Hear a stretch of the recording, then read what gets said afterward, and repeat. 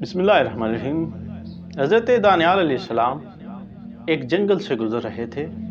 جنگل سے ایک آواز آتی ہے، یا دانیال۔ آپ دائیں بائیں دیکھتے ہیں تو آپ کو وہاں ایک مقبرہ نظر آتا ہے۔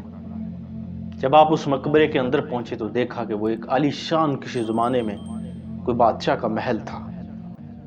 جب آپ اس محل میں پہنچے دیکھا ایک بڑی سی لاش پڑی ہوئی تھی اور اس کے ساتھ ایک تلوار تھی، اور اس تلوار پہ لکھا ہوا تھا کہ میں اس جگہ کا، اس علاقے کا بادشاہ تھا اور میری عمر 1300 سال ہوئی۔ میں نے ہزارہ شادیاں کی ہیں اور میرے ہزارہ بچے تھے، اور میرے پاس ہزارہ اللہ کی نعمتیں تھیں۔ اللہ نے میری ہدایت کے لیے نبی بھی بھیجے۔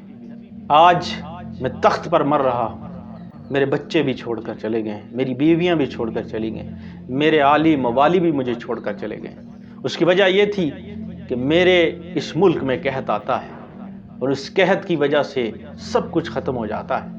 جو بھی میرے پاس اناج غلہ تھا وہ مٹی بن گیا، باہر سے میں نے امداد لی وہ بھی مٹی بن گئی۔ آج میں مر رہا ہوں، یہ پیغام دے رہا ہوں کہ یہ دنیا ایک عارضی ہے۔